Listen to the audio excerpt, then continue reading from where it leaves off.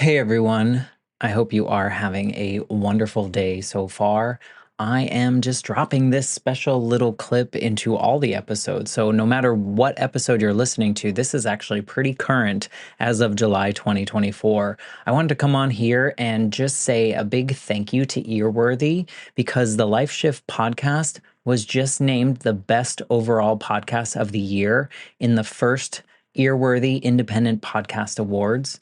And you've probably seen some articles written about the Life Shift podcast before, written by Earworthy. And now he is launching from his online publication, he is launching these yearly winners of independent podcast awards. And these are specifically for indie podcasters. We are those that wear all the hats. We create the show. Some people write the show. We're producers, sound engineers. We troubleshoot all the tech. We do any kind of research if we need to. We host the shows. We distribute the shows. We do all the things that relate to our shows because we love it. And it's so nice to see my name in a list with some other amazing podcasts like Multispective, which won Best Life Lessons Podcast. Salad with a Side of Fries won Best Health Podcast. Bippity Boppity Business won Best Business Advice Podcast. And there are so many more. And so I just want to come on here and say thank you to Earworthy for not only doing these awards every year and just honoring some of us indie podcasters that sometimes feel like we're just shouting into the void, but we're not. We're just doing what brings us joy, and hopefully through that work it brings other people joy. In my case, for the Life Shift, I hope that each episode finds the ears that needed to hear it the most so that they feel a little less alone in their circumstance. But also, Earworthy writes all these amazing publications pretty much weekly, every week, every weekday, I should say, where he writes on Blogger, Medium, Substack, Tumblr, Vocal, Many Stories, and for other places. And he really just highlights the independent podcasters. So thank you, Frank, for everything you do with Earworthy and for recognizing all of us in the first Earworthy Independent Podcast Awards. If you'd like to read more, please head to medium.com/EAR hyphen WORTHY. Thanks again and enjoy this episode. And it's this idea that when you don't have control over your waking hours, and if any listeners have young kids, you know that you don't have control over your waking hours when they're awake. You try to take some of that control back by staying up late and being able to spend time the way you want to. My guest today, Kristy Olinger, shares her story of transformation and how a simple habit change led to a significant shift in her life. Growing up, Kristy always followed the societal checklist of going to college, starting a career in banking, getting married, buying a house, having kids. She was happy and she was content with her life, but something was kind of bubbling under the surface. Kristy recognized that she was living her life kind of like on autopilot, and she wanted to investigate her habits so that she could create the environment that she wanted for herself. It wasn't until Kristy read her brother's book that her life made a change. The book gives a set of protocols to manage anxiety and stress, and Kristy decided to try them for 30 days. Establishing a consistent bedtime was one of the protocols that Kristy implemented, which really allowed her to wake up early and have the alone time that she craved without feeling terrible, because she was operating with some pretty bad habits before that. The act of journaling was another protocol that Kristy implemented, which is a little bit foreign to me, as you'll hear us discuss in the conversation. This created an avalanche effect in her life, though. Journaling allowed her to reflect on who she is, what she wants, and she kind of got herself out of that autopilot that I was describing. Kristy realized that she was living a life that she thought she was supposed to live, but it wasn't serving her as well as it possibly could. She recognized that there was more, and she wanted to explore that. Her transformation is a story of taking ownership of your own life and creating intentional habits. This episode is supported by my Patreon members. If you want to join the Patreon community, just head over to the lifeshiftpodcast.com/join, and you can find out more about the different tiers, and you can enter yourself in a t-shirt giveaway. So without further ado, here's my episode with my friend Kristy Olinger. I'm Matt Gilhooly, and this is The Life Shift. Candid conversations about the pivotal moments that have changed lives forever.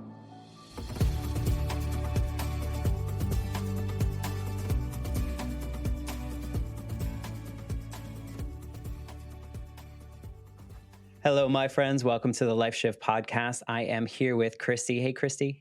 Hey, Matt. How are you today?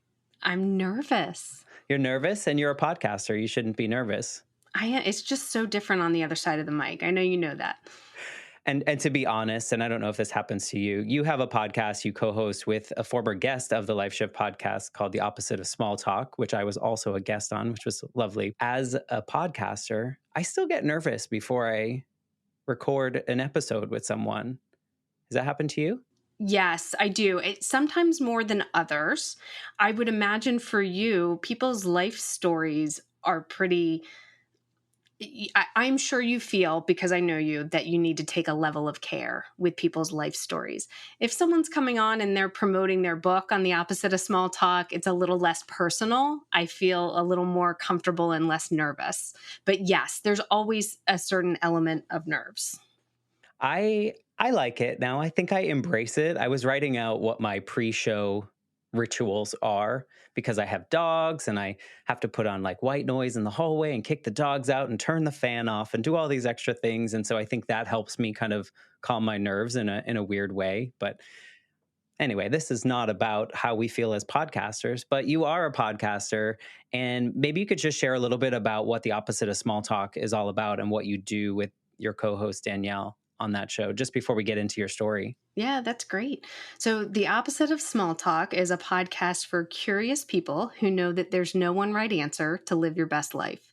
So, we explore a really wide variety of topics. And the idea is just to expose listeners to things that they may not have thought of before, to incorporate those into their lives. So, we have absolutely loved it. And we have a couple of themes that keep coming up for us. Connection, reflection, and social justice are sort of the three big categories that we tend to gravitate to from a topic perspective. I was lucky enough to be a part of the opposite of small talk and talk about my journey with the Life Shift podcast and helping to share stories and the impact that stories have, one, on the person telling it, right? There's some kind of power that comes with telling our own stories, but also creating a space that other people can hear that they're not the only ones going through whatever circumstances they're going through. And so that was such a great experience to be on your show. And what's funny is you asked me on the show a question that still sticks with me. And you asked me, how do you, or what do you do to get your guests to be vulnerable? And I was stumped. I was like, what do I do? And so thank you for that question, because I continually think about, what am I doing? Am I doing the right things? Am I asking the right questions? Am I putting forth the right energy to create that space? And so that was a really great moment when I think sometimes we don't reflect on the things that we do or why we do them. And so you asking that question forced that reflection in me. So thank you for that question. That's going to dovetail nicely into our conversation later. Well, see, I didn't even plant that, and that's just how podcasting goes. So, as everyone knows, as they listen to the Life Shift podcast, I like for people to kind of give us what their lives were like before a specific pivotal moment. And we were kind of going back and forth a little bit, and you were kind of thinking, let me dig a little deeper and let me figure out what that moment is in my life. So before you share what that moment is, maybe you can tell us kind of what your life was like leading up to this particular moment that pushed you in a different direction.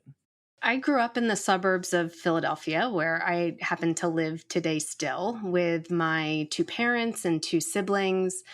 And I had a very well adjusted and happy home and life. I was a pretty good student, played sports, and my life followed a very expected and predictable path.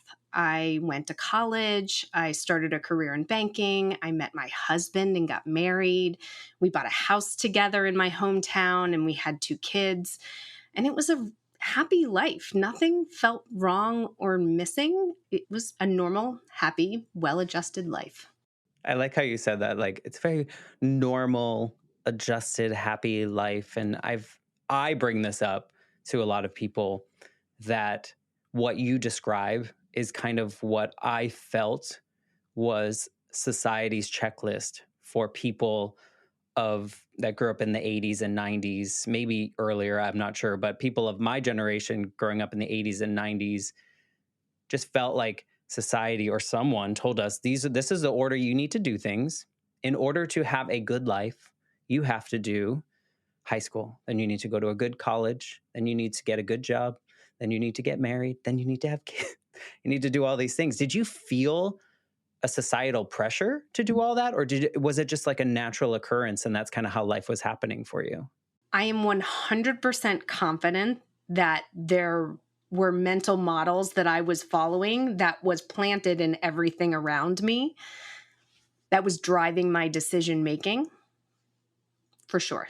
Do you feel that was there any time during that period where you wanted to kind of veer off that No, track or no? no, And do you think it was not a want, but a what I'm trying to ask is, did up here or in your heart, did you want to do anything different, but you no, felt like you couldn't? Okay. no. Like I didn't feel pressure to live this life.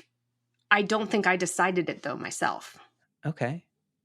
And so why banking? Why did like what drew you? You know what I'm saying? Like I always wanted to be a banker. I don't know. Did you play Monopoly a lot as a child and you were just the banker? No, I did not go to school to study to be a banker. As a matter of fact, I spent 20 years working in credit card services, only to realize that like I don't really love the numbers and I like people more. And now I work in HR. So take that for whatever it's worth. They were who was hiring when I graduated, and I knew people who worked at this big company that was nearby.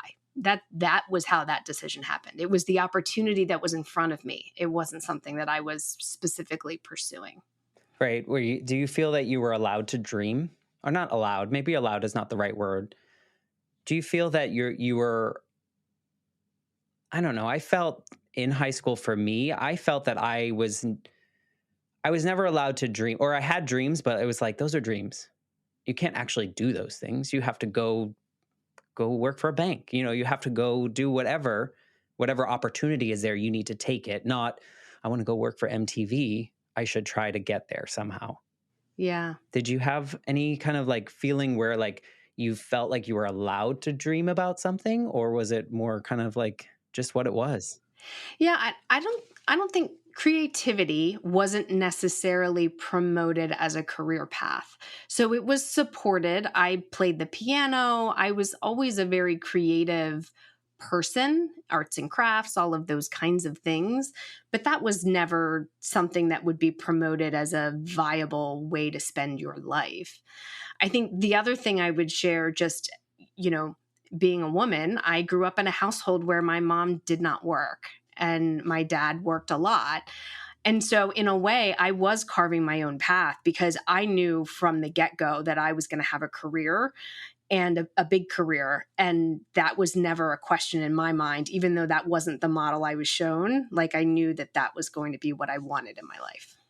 Yeah, so that maybe there was a little bit of a like a subconscious bucking the system or like I don't want to as much as I love my mother and what she does or maybe not, but as much as I appreciate this circumstance that my mother is afforded, I don't want that.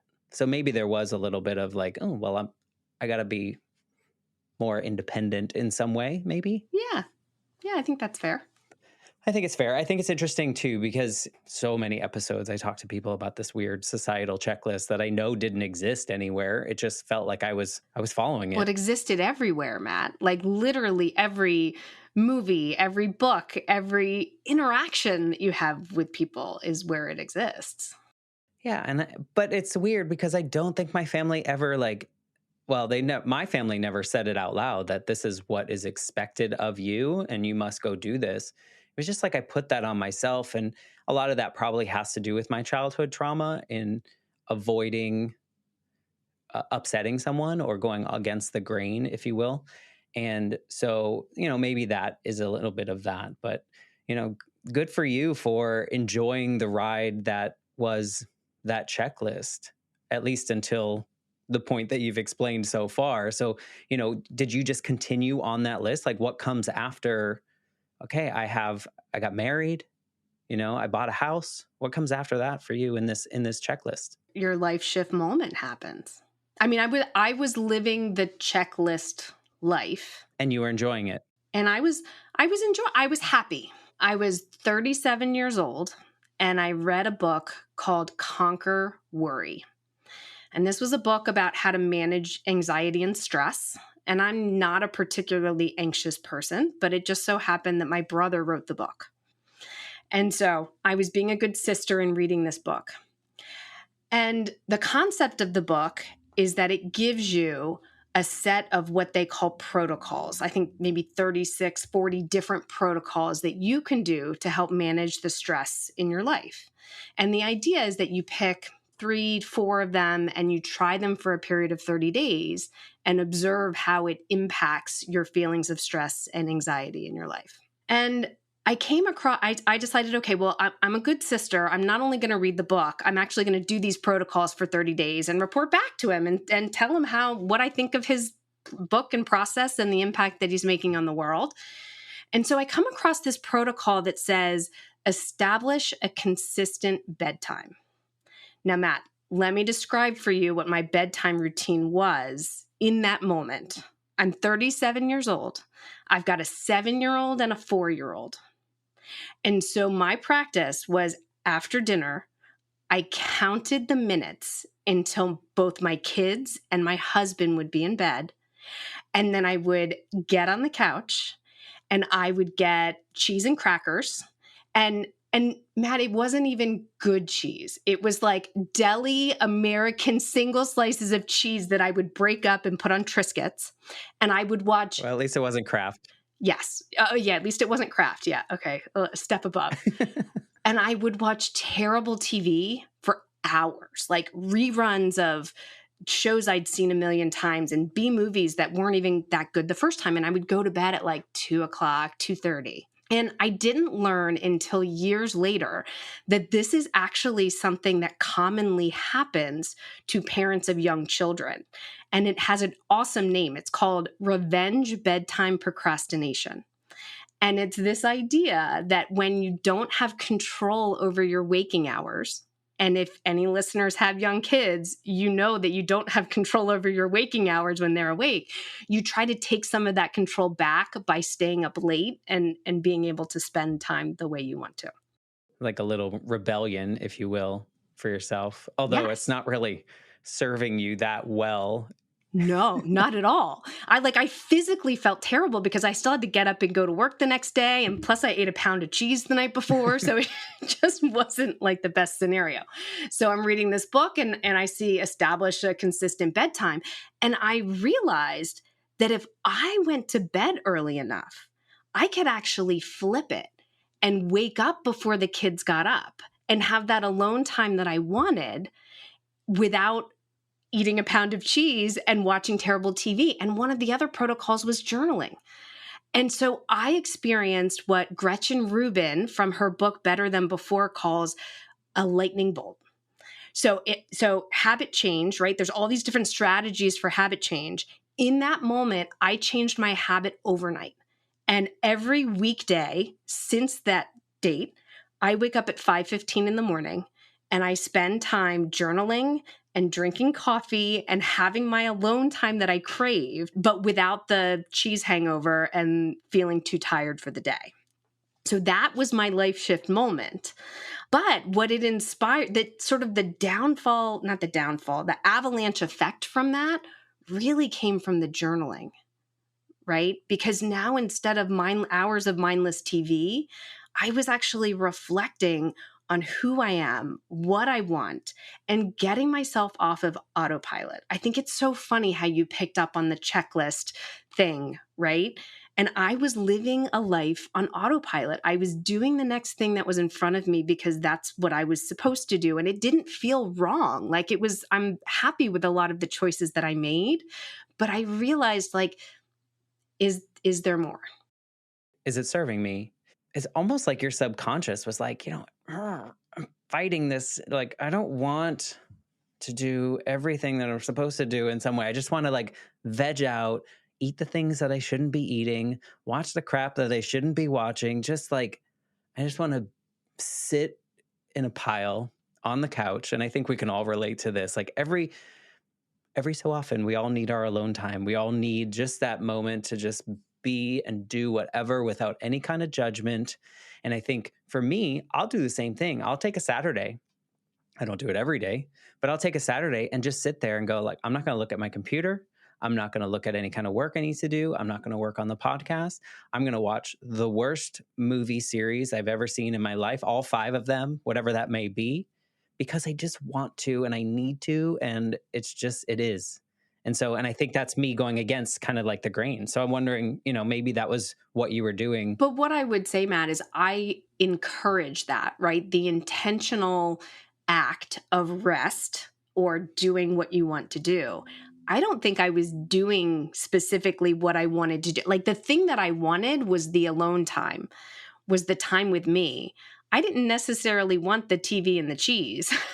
That was kind of the byproduct of the circumstance. And that's where I think understanding how habits are made and broken and being intentional about choosing your habits is such an amazing skill to learn, because so much of what we do is just driven by our routines and not necessarily chosen routines. So if you can investigate those and then create the environment that you want to do the habits that you want in your life, that's life changing.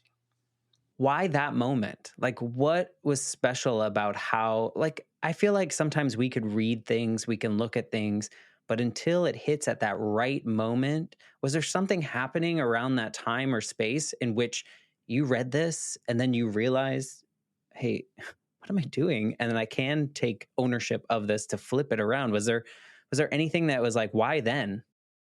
Well, so there is a common phenomenon in which people wake up about midlife to the fact that they have one life, right? We tend to call it a midlife crisis. I like to call it a midlife awakening.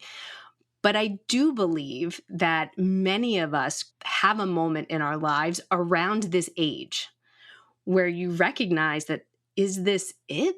Like, what is there more? and I was right in that range. And so I think that, and then the combination of this intellectual exercise to recognize I knew I wasn't feeling physically well. I knew I had a lack of sleep and poor eating habits that were making me physically not feel well in my body. And so reading that book and recognizing that the thing that I really wanted was just time alone away from these people that I love so much. And so I think that combination of recognizing those things that I needed and then doing the math to figure out, oh, I can have what I need if I just make this small change, it sold me in an instant on it. I mean, really, we should just credit this to you being a good family member and sister for reading a book that your brother wrote, because that's big in itself. Because I think, as a creator myself, and you probably can realize this, like most of the people like in our closest circle, they don't care about some of the things we do, right? And it's not a bad thing. It just doesn't relate to them, or it's just like it's there, it's part of what you do, or they just don't want to hear or read it just in case it's not good. But you read your brother's stuff. Like, did you do that out because you really cared, or did you do that out of like obligation? I mean, I don't want to put you on the spot here, but were you generally, you said you didn't have stress or worry. Why read this? Well, so this was a period before I had done a lot of networking with different entrepreneurs and authors and podcasters. And so for my brother to write a book felt like a really big deal. And he happens to be a podcaster, and he has been podcasting since like the early 2000s. So he's like OG podcaster, but his topic is financial advisors are his target. And I have no interest. Again, back to the banking thing, like maybe that's a career limiting move, but like, I don't know. I'm never going to listen to a podcast about financial advisors. So I didn't consume any of his podcasts. And so I really believe in his mission. Like for him he told his personal story in that book, and that is not typical of him. And so for him to be vulnerable in that way and share his story, I hadn't even heard his story in depth. So part of it was wanting to like learn from reading about him. But then I also just really believed in his mission of bringing mental health into a more public place and trying to help people and have an impact. So I think all of those things combined, it definitely wasn't out of obligation solely. And it's a good book. And it's a book that I think I've given it as gifts. I've actually given it as gifts to new mothers often, because it's consumable in a way that they're just these little bites of ideas to try. Obviously, you can see simple, have a consistent bedtime. That's a pretty simple practice. It's, a bunch of ideas like that for people to try and reduce the stress in their life. But to your point, it's on paper, it sounds simple, but if your habit is as you describe, it could be hard, right? It could be hard to implement that overnight in the way that you did. You said that it kind of happened overnight and you really just shifted everything. What was the first thing that you really noticed that changed about you as a person by doing this new go to bed at a normal time, at a reasonable time, wake up early and have your alone time with journaling before the kids woke up? So the first and very immediate effect was I felt physically much better. So again, I was going to bed at 2 o'clock regularly, not every night, but a lot of nights, and then trying to wake up at 6:30 or 7 and get ready and go to work. And that's just not anywhere close to enough sleep. And then add on all the junk food. Like I physically felt much, much better immediately. But then the longer term effect and the other piece of the story here is just the value of journaling, a daily journaling practice. You can't underestimate. Like we don't learn from our experience, we learn from reflecting on our experience. And that's a quote by John Dewey, but it's true. Like you're living this life, and if it's unexamined, then you can't learn and improve in any way from it. Here's sort of the outcome and what happened from all of that. So at that time, I was in my banking job. I had my 2 kids, all the things. I hadn't made my own choice on which jobs to take at that point. It was one of those things where I performed well in my job and people would tap me and say, come work over here. And I would. I hadn't made my own decision. So that was the very first thing I did. And I was able to secure a banking job that I liked. And then I started to realize, so I had been teaching workshops on communication and public speaking for years, and I had been doing it for free for local nonprofits or inside the companies where I worked. And I realized, you know what? Like, why wouldn't I do this as a business so that I have something that I can retire to? One of the things I was reflecting on is my dad was a workaholic and was forced into retirement at age 62. That was the requirement at his company. And so, like, he was kind of like 62 with no hobbies, no interests, nothing going on. And I don't ever want to retire, but I don't want to work a, stressful full-time banking job until I'm 80, but I'll go do workshops on communication until I'm 80 for sure.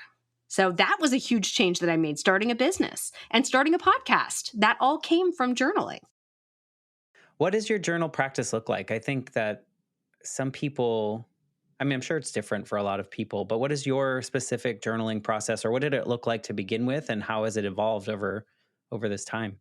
I'm definitely always open to evolving it. And so I'm not married to any one way of doing things. So I'll put that out there. And so for anyone thinking about it, don't overthink it. Just grab a notebook and write whatever's on your mind.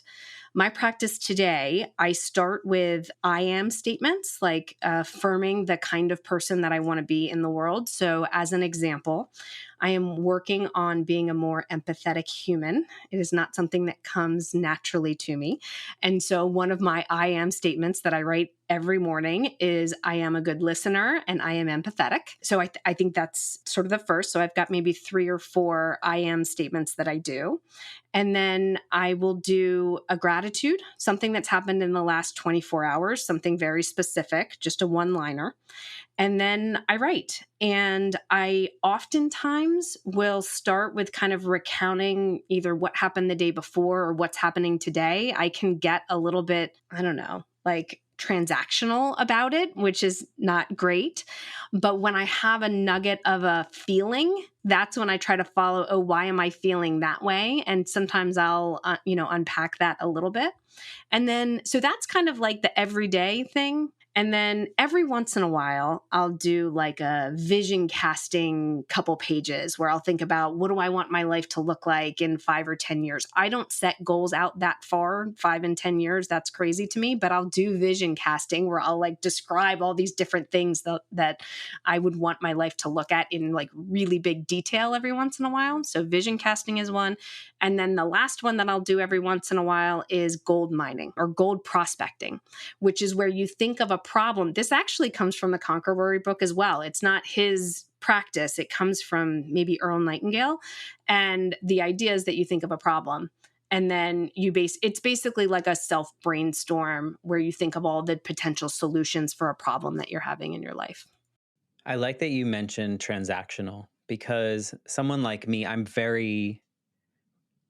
like a process. I like step by step. That checklist was super helpful in my life, like at least getting me out of my teens and into like the workforce and those kind of things. That checklist was very helpful, even though there wasn't one that I was actually checking off. And so the reason I asked that question, and I like that you said transactional, is because I think some people are fearful of journaling because they don't know how to do it right.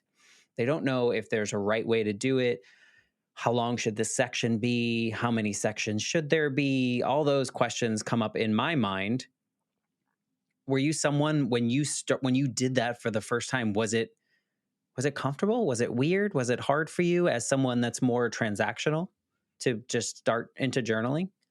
Yeah, so I think initially my journaling was more of a diary. I don't know if that's the right word, right? It was an accounting of events without necessarily a lot of emotion or depth. So when I think so I was a big journaler growing up. Like in high school and middle school, I journaled, and those were very much a diary, an accounting of what happened on this day. My view is just start before you're ready and just do whatever comes naturally, and things will there's magic that happens when you take the words that are in your brain and you put them on the page. And so I think it's okay to start from a very transactional place to get yourself in the habit of doing it, and then just continue to think about taking it elsewhere. There's a book called The Artist's Way that promotes a process called morning pages, where you write 3 pages of notes.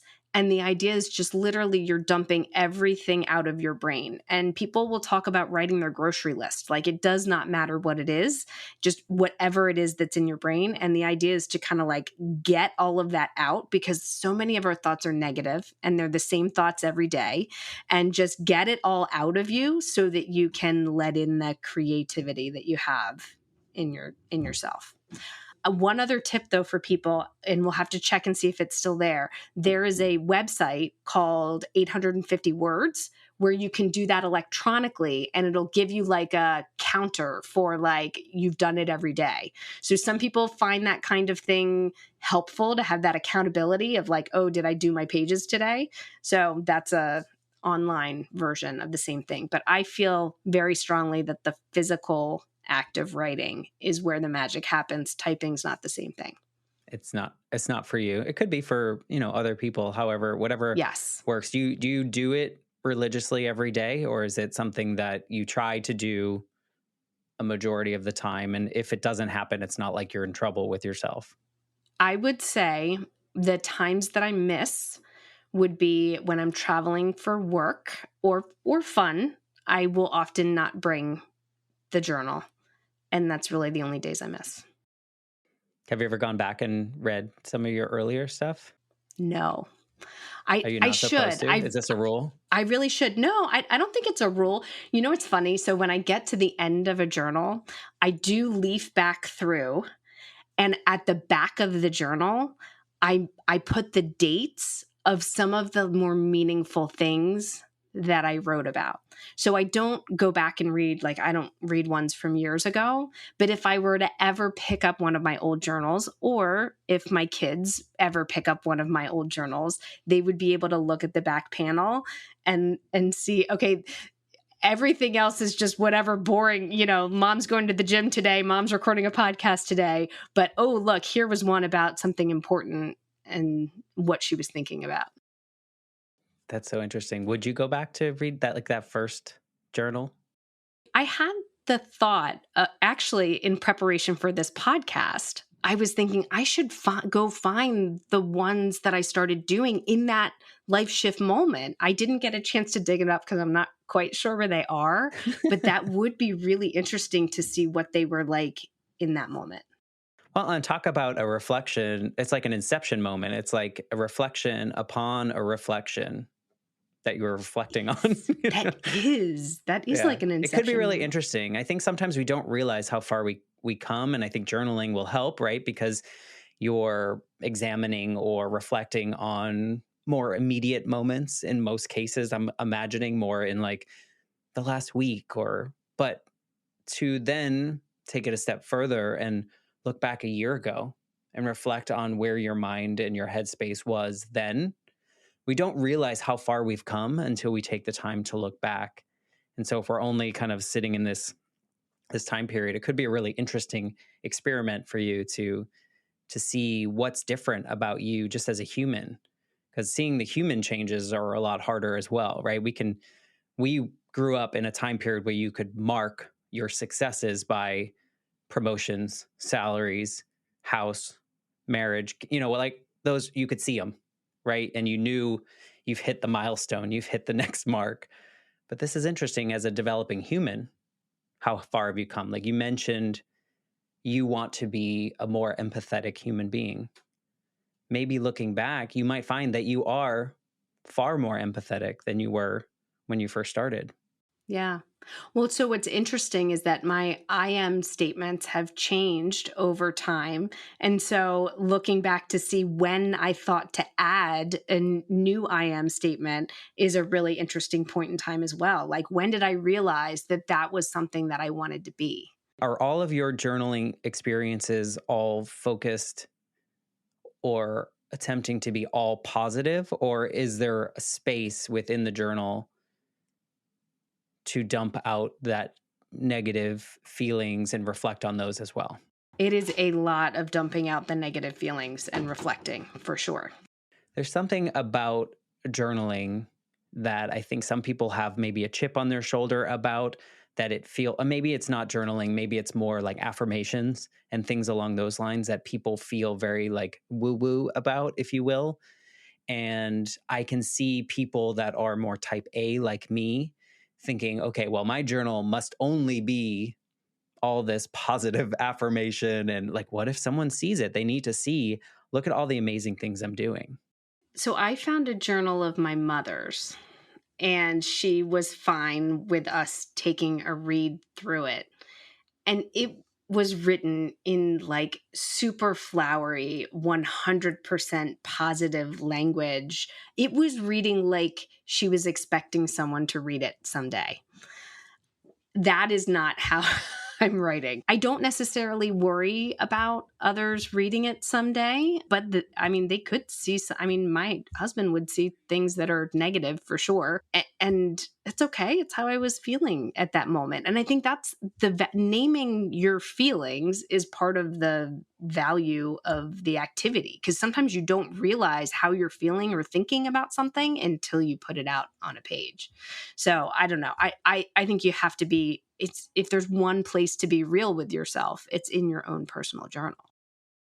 It's so interesting how journaling has changed kind of the trajectory of your life. And, obviously a good bedtime and no cheese and crackers before bed. I hope you have cheese and crackers every once in a while, but For sure. And I sprinkle in some better cheese too. Hey, just one other thing to plant a seed with folks is the idea of journaling about work.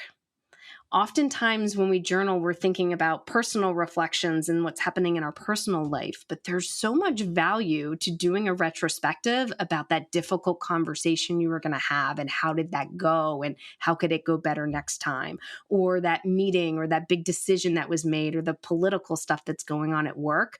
Working that through in a journal is very valuable. And as a matter of fact, I have some journal prompts on my website. If you go to KristyOllinger.com, there's a section for resources for journal prompts for work, because there's so much to learn from reflecting from every aspect of our lives. And that's interesting that you brought that up, because I would imagine that if I were to journal for work, if I were to journal, most of it would be attached to work and not in a positive way. And so, well, not all negative, but in a sense that it's interesting that I would imagine that many people of our generation are very attached to career. Their career is their life. When you go to a networking event, it's who are you and what do you do? And that's who you are, right? And we're trying to get away from that. I feel like we're kind of becoming more human like and less attached to like whatever position we have in a job. But I would imagine that if I were to journal, which I don't yet at this point in my life, I would talk about work.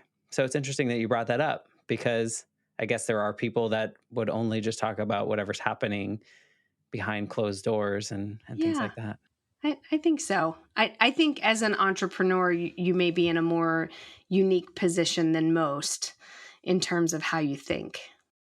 Well, I wouldn't talk. I would talk only nice things about the podcast, but my real job, my day to day job is in higher education. And there's a lot of things that bother me about the education system now and how certain things and the certain ways that we have to do things for the current generation. It's a little bit challenging. And so I would probably journal a lot about that, which would probably help me in the long run. Honestly, I think there's some value in that.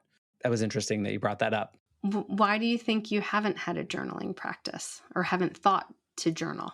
I think that what I would do in journaling is what I do when I just write from my gut. And so I do that pretty regularly. And I feel like I process, like, if I'm having a bad day, I write that out and then I share it publicly for the entire world to see how messed up that day is or how great that day is or whatever that may be. And so I think part of the value that I would get from journaling comes a little bit out of those moments.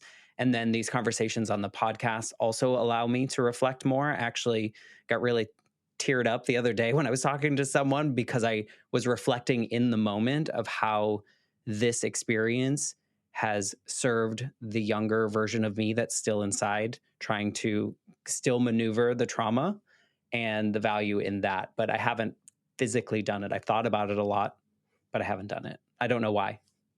Maybe I'm afraid. So you say you're writing from your gut and you're publishing it on a blog, Wherever, wherever. social That's media. journaling. Yeah. But I That's don't do it. journaling. I don't have a practice, I should say. You don't have a practice. So you're not journaling the mundane and all of the negative thoughts in a rambly way that nobody would want to read. You're writing and putting it out in the world. I am, but I'm also not crafting it. I don't believe that I'm intentionally crafting it, I should say. I used to think to kind of like what you said about your mother's journals and that they're flowery and what other people want to hear, or you have to craft it in a way that you don't offend or, whatever that may be. And I feel that I'm at a point in this journey. And I think part of it's because of the Life Shift podcast. Part of it's because I've just processed a lot of my life so far and reflected on that, even in, having the conversation with you and Danielle and just reflecting on like, how do I create a space like that? I think that has allowed me to feel comfortable putting out something that back in the day, my dad would be like, you can't tell people that. Like, you can't, and not, it was just the product of the times. It wasn't like he was like that, but it was just like, those are the things you don't share. Those things stay in here or on a journal paper. And for me, because I've seen the value of sharing story and knowing what it feels like to feel very alone in that experience, by putting it out there publicly, maybe someone's going to see it. Maybe someone's going to go, I'm not the only one feeling that way. It's okay. I'm normal kind of feeling. So, Mm-hmm. I think I do quote unquote journal, but not in a traditional way. I don't have a journal. Yeah. I don't write at a particular time every day. I don't wake up at 5:15, although my oldest dog likes to wake me up at 6 o'clock every day. So I kind of understand. But, I think there's something to be said about building a positive habit in which you've taken, in this perfectly happy, fine version of your life before needing your own space. You've taken what was not serving you in the most healthy of ways, flipped it, allowed yourself the same time, but then made it productive in a way that serves you. Am I seeing that correctly? Yeah, that's exactly right. Where do you think you would be if you had not read that book? Do you think you would have ever adjusted to switching it around? I guess at some point, maybe. Well, I don't know if I don't know what would have happened with that specific habit. I mean, the kids are older now. They're 13 and 10, and they're very self-sufficient and want to hang out with me a lot less. So I'm probably feeling less of a need to I have a lot of control in my schedule in my life now. So that sort of pressure went away. I think the bigger question of would have gotten to where I am in my life, where I'm making more conscious choices about what I'm doing, would I have started the podcast, would I have started my business? I like to think something would have gotten me there either way. Like hit a wall, like the rest of us. Yeah. I don't Like know. you I hit don't something and know. just like, oh. But I mean, you did mention that, you were in this space. Did the book trigger that? Like, is this all there is? Or were you having those feelings? Oh, Or, well, I wasn't necessarily so I have always been a self-help, I don't know, junkie. So well, you're quoting a lot of people. yes, I've always been into podcasts. I've always been into reading self-help books. I've always been into development, personal development, and that kind of thing. So I think I would have gotten there. I would have gotten there eventually. I got to be honest. I feel like we don't emphasize enough how truly difficult parenting very young children is. Like it is, you are not like you are literally surviving for the very early years of their life. And that is it. Like there is no space for anything other than keeping these humans alive. And I don't think people talk about that enough. It's horrible. So I don't know that it could have happened any earlier than it did because I was, I was in the thick of it. But yeah, I don't think people really know what they're getting into. There's no manual. But I think that's a great point, though, is that I think we're getting closer to a time in which people will emphasize that more or will talk about it more, and that we don't have to paint this picture that everything is perfect and sunny and roses and I'm the best mom every single day, every single week, every year. There is life that happens and things happen and we make mistakes and we learn from them and it's exhausting and right? Like I feel like we're getting to a place in which it's okay to admit that out loud and know that there are millions of other mothers out there that feel it, or fathers that feel the same way. Yeah. So whenever I have someone in my life who is having their first child, I now tend to I try not to scare people, right? Because they're in it, right? They're pregnant, things are happening. But I do like want to let them know what to expect so that they're not surprised when they get there and they're not like, what is going on? Because it's not forever. Right. So like it's this really intense period and it's magical and wonderful and awful all at once. And then you're out of it. But it could be longer. I mean, for some, it could be. I was talking to someone the other day and she was talking about how when someone has a child, she always goes to the mother or the father, how are you? Your baby's cute and all, but like, how are you? Because it's really hard. You're not sleeping. You're not doing this. And that's okay. If you need me, reach out. this is normal. This is what most of us experience. It's not all beautiful all the time. And so I do feel like even just in conversations like this, conversations that you have on your podcast, conversations that are in lots of podcasts, people are putting what I call the messy, dirty, gross parts of their lives out there on purpose to show that we're human and that you're not alone in how you're feeling. I had a guest on very early in the podcast when I was still trying to figure things out. And I don't know if she quoted this, but she said, "Your mess is your message." And that really stuck with me because for so long, I felt like I had to like hide certain things or how I felt, or if I was depressed, I had to hide that.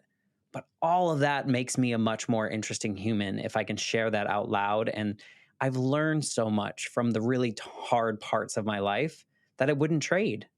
And so I love the idea of the mess being your message. Does any of that resonate with you? Well, it does. And it makes you relatable and likable. So I talk about this in public speaking a lot. People put a lot of emphasis on removing filler words from your speech. But if you listen to the public speakers that you really admire, you will often hear filler words, but you don't notice them because you're enthralled in the message. And also, it makes them human. Nobody wants to follow a robot. Amy Cuddy has one of the most popular TED Talks ever. And within the first 5 seconds, she uses 2 filler words. People relate to people who are not perfect. I feel targeted right now by that. We were talking before recording that I remove most of the filler words. So if you listen to this podcast I have just in said your none. ears, I have said you no said filler one. words. I heard one. I heard one. I remove the ums and some of those in just the audio only experience. In the video and in live speaking, I think there's more happening. There's more of that human experience. There's more, not distractions, but you know what I mean, in that sense that you're not really paying attention to that. In my opinion, sometimes when it's right in your ear and that's all you might hear. Someone like me, that's all I hear. But you're right. Human. Like, we're not perfect in our lives. If someone tells me that everything has been beautiful and wonderful in their lives, I question that, right? Because I'm like, wow, either wow, great for you, like, or I'm sorry because you haven't learned a lot of things that other people that have gone through really tough times have. And so it's really interesting. And I think that we're leaning more into that. And I think that, your point about emphasizing the difficulties of just being a new mother or being a mother of young children to a certain time period, I think more people are talking about it. I think that we're connecting on a deeper level more than we have. I mean, we're not there yet completely, but I think we're getting there. Or is that sample bias because you host a podcast where you host very real conversations? I mean, I think there is some sample bias in there in that this is the opportunity that I get to have. But at the same time, more and more people reach out to me and then we record. And I've even had people that come on and they want to tell me about XYZ event. And they'll come on and be like, hey, I actually want to share something I've never told anyone before. And you're like, now's the time. Let's do this because the mess is your message. There is someone out there. You are not the only person most likely to ever go through something, and there's someone out there that might feel like they are. And if you can hear someone else, we've done our job. But, I think you're evolving as a human through journaling. Would you agree? Oh, 100%. And podcasting. And podcasting, yeah. Do you think that the journaling has made you a more empathetic person because you're showing compassion to yourself as well through that reflection? I think I have a lot to learn about emotion and Okay. about different perspectives. So I think the journaling can help me process how I'm thinking about things. But when I think about how I'm going to become a more empathetic person, I need to do a better job of feeling a full range of feelings in order to be able to recognize and empathize with others. So that's my current work task. And I don't think I can do that from journaling alone. But I think it does play a part in that because you're forcing, for lack of a better word, you're forcing reflection Yes.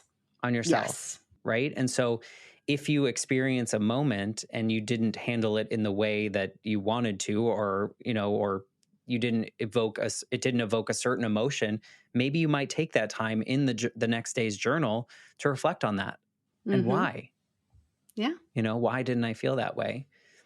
It's so interesting, and I am compelled to start a more regular practice. I don't think I could commit to a day-to-day journaling practice right now. No, I mean, it sounds like you were talking about your pre podcast ritual and your checklist of things that you do. You could find a ritual that includes a few minutes of journaling.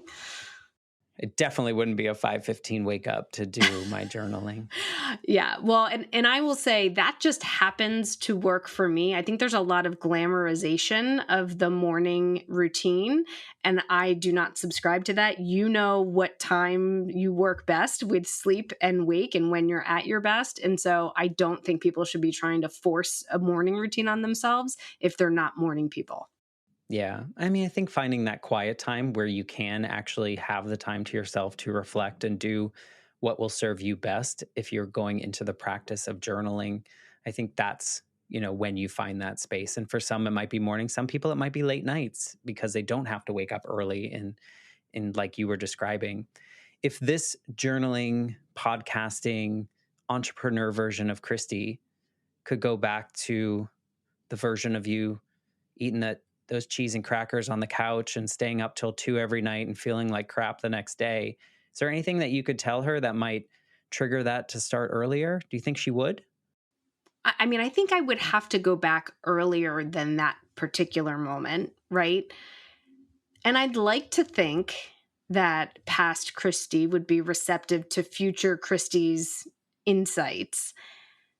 And I think it could be as simple as saying, choose your life. How early do you think you could go back? I think probably high school or college. Would be the spot where I was very much a rule follower, and I think once I got a little bit of freedom in college would probably be the time where would be most receptive to the idea that I had choices in my life and I could take actions and make my own decisions about what I was doing. I'd like to think that I could go back to an earlier version of me and listen, but I also think I need to go through all of these pieces to be grateful for what I have now.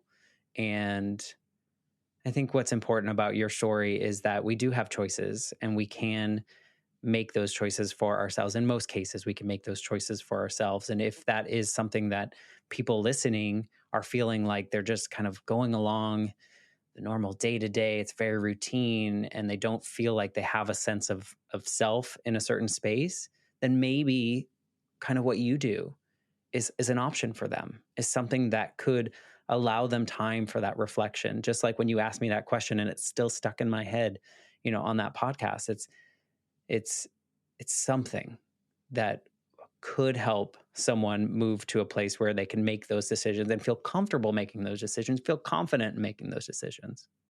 That's always the goal, Matt. Anytime I'm sharing something that I've experienced, it's just with the hope that someone it has a thought that sparks and resonates and it somehow improves their life.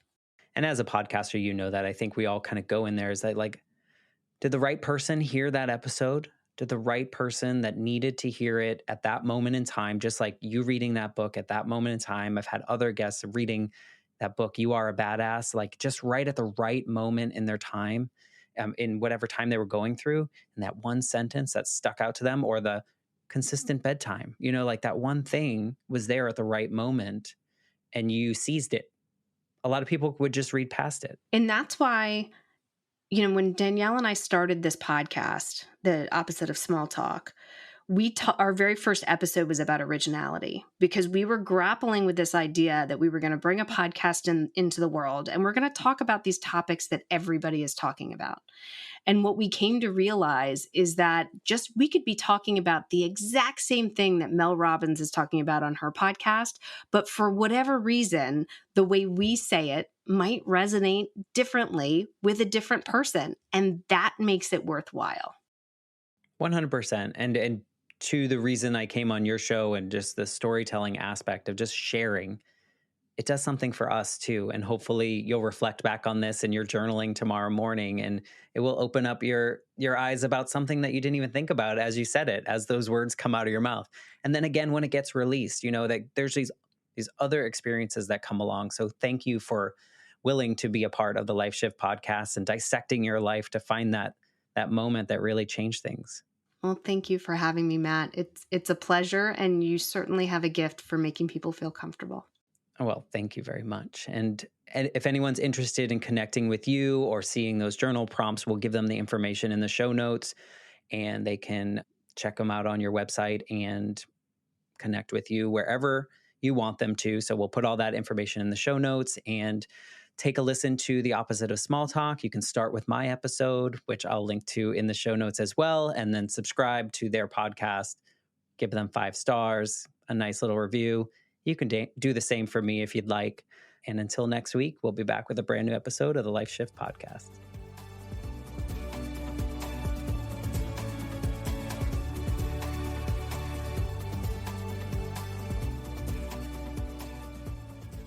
For more information, please visit www.thelifeshiftpodcast.com.